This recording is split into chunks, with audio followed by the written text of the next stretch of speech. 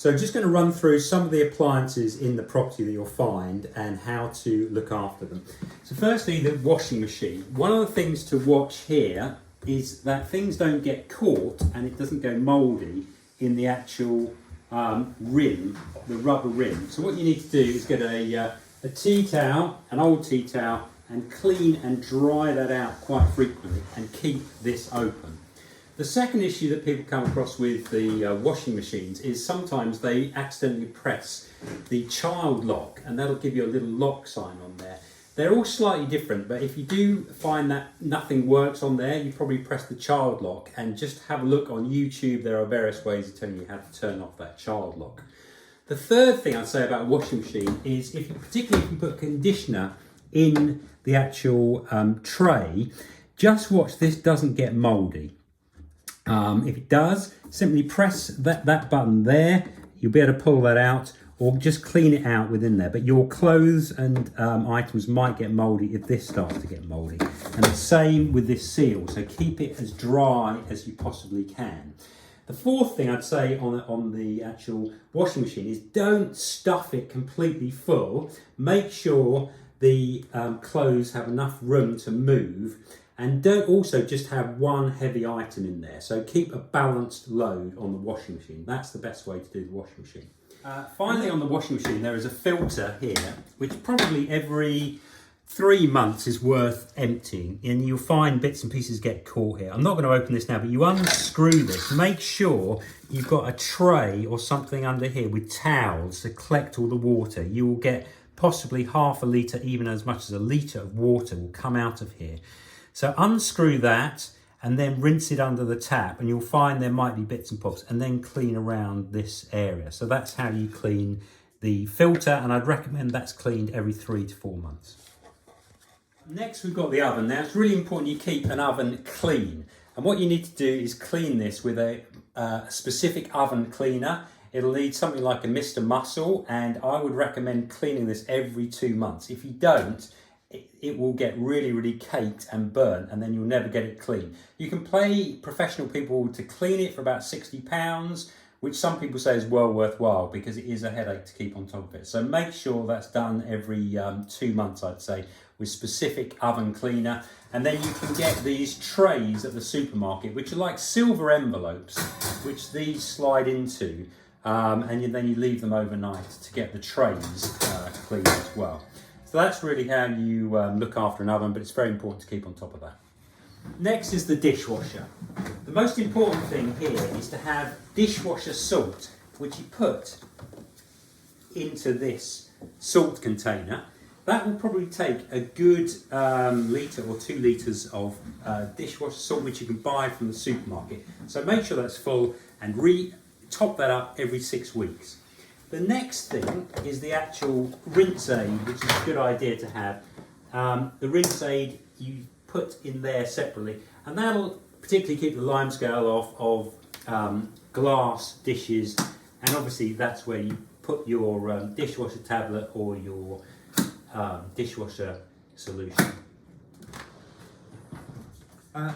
The shower, the most important thing about the shower is to keep everything as lime scale free as possible. If you want to do this in an environmentally friendly way, white vinegar really gets rid of lime scale very well. Otherwise, get a lime scale remover and clean the doors. And these little wheels along here, it's important to keep those lime scale free and these areas mold free. So at least once a week, spray around here with a lime scale and mold remover to keep that really clean.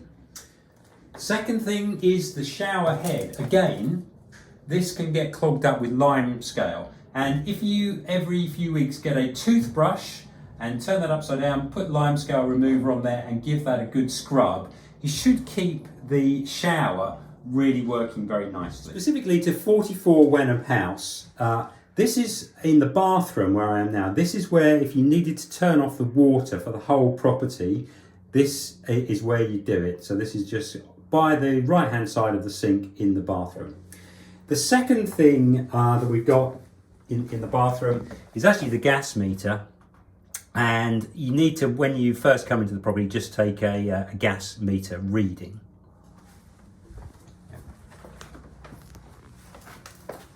and the next thing is the electric meter. It's not that convenient, but here, if you get any of the switches go, for example, you might have a light which might blow a fuse. This is where your fuse box is. So it's all up here, and you'll probably just have to get on a stool or something to actually see what's what.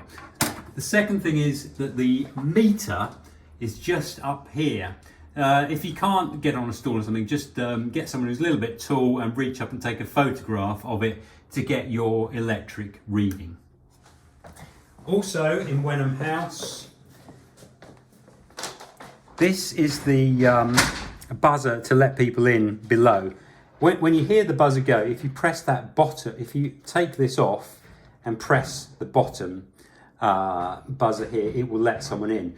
Now we do have a few issues with it, and it doesn't seem to downstairs press very accurately on the numbers, but we will make inquiries for the council to see if they can improve that. Next we've got the Hive gas meter. Now the boiler is actually going to be always on, and then everything is controlled through the Hive. Now you really do need to look at YouTube further as to how you operate the Hive, but you can quite simply manually ride it. You can see there we've got the actual temperature, which is 16 degrees, and the target temperature. So if we want to increase the target temperature to 20 degrees, that will now turn the boiler on. Now there's various ways you can set this up for days of the week, how you want the timing of the boiler to come on and off, but I'd strongly recommend having a look on YouTube for a separate video instruction on how you operate the Hive thermostat. It's relatively easy to use compared to some of them, but it still needs a bit of working out. The other thing, above the oven you'll have an extractor fan. Now it's really important to keep these grease free. So you simply undo them like that and then give them a good scrub in fairy liquid or something similar. So they put up like that, you press that and they click into place like that. So do both sides of those to keep those running efficiently. Oh yeah, the other thing is to make sure you clean the top and the sides. Don't forget those, because those can get greasy. So if you've got a tumble dryer in the property, things that you need to be aware of. Firstly, you always need to empty the lint in here after every use. So you can see here there's a bit of lint built up. You simply take that out like that. By not doing that, it's a very high fire risk for the actual tumble dryer. So you simply put that in there. The second thing is the water container with a condenser is here. And again, just take that to the sink and empty that through this each time you've used the condenser. The final thing, which doesn't have to be done so often, but just so tenants are aware, is these are part of the filter system. And probably, depending on how often you use it, probably every couple of months, all you do is simply take this out and then take this part out, and you simply wash this.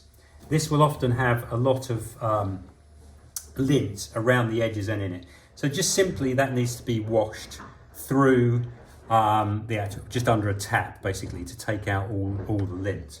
And then that's simply put back.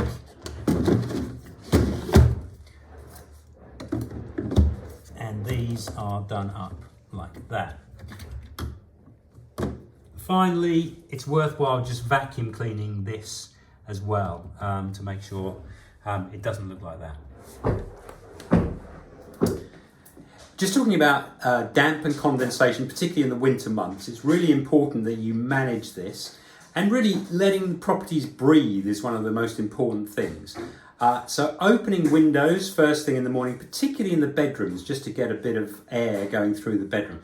But on a lot of these windows, you've actually got these vents as well, which is worth just opening. So these open and close by pressing these. So just keeping those open just gives a little bit more ventilation throughout the property, and it doesn't let drafts through.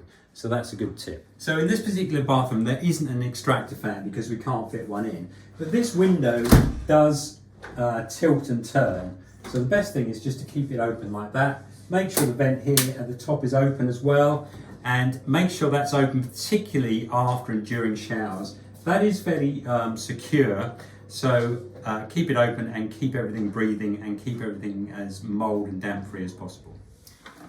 So we'd suggest in the winter months using the dehumidifier if you've got any problems with damp or condensation building up.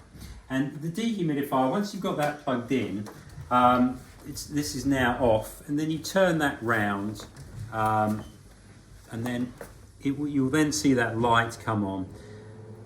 And then you simply leave that, and you'll be surprised how much water that picks up.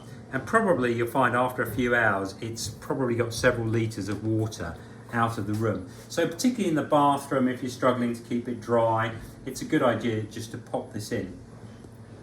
So then you turn that off, wait till that goes off, and emptying it, the water is kept here in a container, and as I say, you'll be surprised just how much water it picks up. So one of the other tips in terms of keeping condensation and humidity down is not to put clothes on the radiator. Have a separate clothes horse or use the tumble dryer to get your clothes dry. Otherwise, you just increase the humidity in the room. So please don't do that. One of the things to be aware of in terms of keeping condensation down, if you're in a room which has external walls, i.e. there's nothing next to you, if you put, for example, a cupboard or a set of drawers on an external wall, and behind that wall can then build up condensation and damp. So either try to have things away from the walls or avoid putting things on external walls, but rather have big cupboards such as this one on an internal wall. The sofas are all Ektorp sofas, and these covers are completely washable and removable. You basically take these off, they unzip here, and they're a little bit of a squeeze to get on and off. It's probably better to look to a specific YouTube video as to how you do it, but they are completely washable. So probably every year or so give them a wash.